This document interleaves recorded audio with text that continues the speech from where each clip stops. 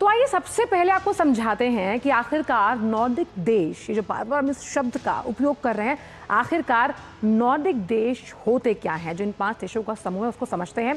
तो उत्तरी यूरोप और आर्कटिक क्षेत्र में जो देश स्थित हैं उसके ग्रुप को हम नॉर्डिक देश कहते हैं, यानी कि अगर इसकी उत्तर की बात की जाए। साथ ही मुख्य रूप से अगर देखा जाए तो नॉर्डिक जो देश हैं वो 5 हैं जिनका जिक्र हम लगातार कर रहे हैं, जिसमें नॉर्वे है, स्वीडन है, आइसलैंड की हमने बात की, और सबसे अहम बात यहाँ पर यह है कि Denmark, Finland, Iceland, Norway, Sweden, और इसमें नॉर्वे की अगर हम बात करते हैं तो उसे आर्कटिक का गेटवे कहा जाता है। आखिर क्यों, ये हम आगे जब आपसे चर्चा करेंगे तो उसमें आपको समझाएंगे बहुत ही आसान भाषा में। और नॉर्डिक देश आखिरकार इतने खास क्यों हैं, क्योंकि जब हम नेचुरल रिसोर्सेज की बात करते हैं वो यहाँ पर प्रचुर मात्रा में उपलब्ध है, उनके खजानों से भरपूर है, जखीरा है। जब हम नेचुरल रिसोर्सेज की बात करते हैं नॉर्डिक देशों के पास बर्फ तोड़ने वाले जहाजों को बनाने में माहिर है नॉर्डिक देश। जी हाँ, यही वजह है कि ये आर्कटिक का गेटवे कहा जाता है इनको, क्योंकि जो आर्कटिक की बर्फ पिघल रही है उसको तोड़ने के लिए जिन जहाज़ों की ज़रूरत है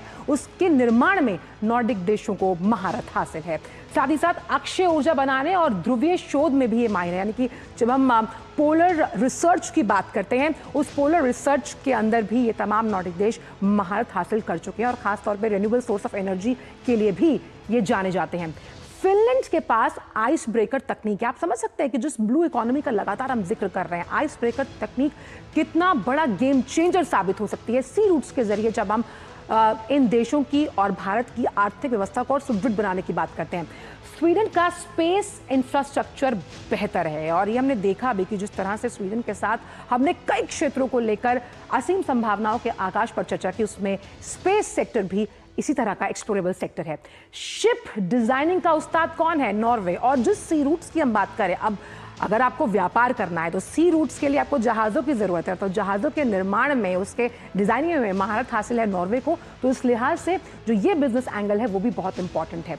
भारत और नॉर्डिक देश, यानी कि भारत ने 10 साल में, आप देखिए, अपनी जियोपॉलिटिकल पोजीशनिंग की वजह से 10 साल में अपनी मौजूदगी नॉर्डिक देशों में बढ़ाई है। हमने देखा क्योंकि ये 3रा नॉर्डिक सम्मेलन है और क्लीन ग्रीन एनर्जी के साथ साथ सेमीकंडक्टर्स, आर्टिफिशियल इंटेलिजेंस पर बहुत कुछ आगे आने वाला है। आर्कटिक रीजन में भारत हालांकि 2008 से सक्रिय है, और आपको बता दें कि जो आर्कटिक का परिषद था ना वो बनाया ही नॉर्वे द्वारा गया था। वैसे में वहां पर लोग भारत के बारे में जानना चाहते हैं, भारत आर्कटिक के बारे में जानना चाहता है, और इस लिहाज से नॉर्डिक देश कहीं ना कहीं एक सेतु का काम कर रहे हैं।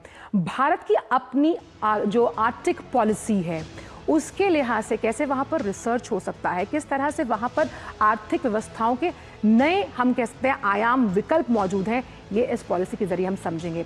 इसके साथ ही जब हम अलग अलग क्षेत्रों में अहम साझेदारियां समझदारी के साथ हैं, वो नॉर्डिक देश कैसे यहाँ पर अब हासिल करते हुए नजर आएंगे, ये हम लगातार देख रहे हैं, क्योंकि हमने स्वीडन की बात की, उसके बाद अब नॉर्वे। सामरिक जरूरतों के लिहाज से भी नॉर्डिक देश बेहद अहम है, क्योंकि जिस तरह से इनकी सीमाएं लगती हैं अलग देशों से, जैसे अब अगर हम बात करते हैं नॉर्डिक देशों की, बहुत जो देश हैं उनकी सीमाएं रूस से लगती है, तो ये सामरिक लिहाज से भी भारत के लिए कितने महत्वपूर्ण हो जाते हैं। और कहते हैं ना कि किसी देश की जो जियोपॉलिटिकल पोजीशनिंग है वो बहुत इंपॉर्टेंट रोल अदा करती है जब हम आर्थिक सशक्तिकरण की बात करते हैं। अब क्लीन एनर्जी सेक्टर से क्या उम्मीद है? भूतापीय ऊर्जा, यानी कि जियोथर्मल, जब हम एनर्जी की बात करते हैं इसमें आइसलैंड का बोलबाला है। इससे जनरेटर्स, टरबाइन को जो ऊर्जा चाहिए ना वो आप इस जियोथर्मल एनर्जी से ले सकते हैं, ये भी रिन्यूएबल सोर्स ऑफ एनर्जी है। अब आइसलैंड की बात करते हैं, कार्बन कैप्चरिंग में ये माहिर है, और जब हम नवीकरणीय ऊर्जा की बात करते हैं तो कार्बन कैप्चरिंग उसका एक बहुत इंपॉर्टेंट कंपोनेंट है। उस लिहाज से आइसलैंड को इसमें महारत हासिल है। अब ये जुगलबंदी बहुत ज़्यादा, हम कह सकते हैं, कारगर और युगांतकारी साबित होगी। पैराडाइम शिफ्ट है ये इन देशों के साथ। नॉर्वे के पास समुद्र को लेकर बेहतरीन प्लान है, यानी कि ब्लू इकोनॉमी में हम किस तरह से अलग अलग पोर्ट्स को, शिप्स को डेवलप कर सकते हैं, इसकी जानकारी किसके पास है? नॉर्वे के पास।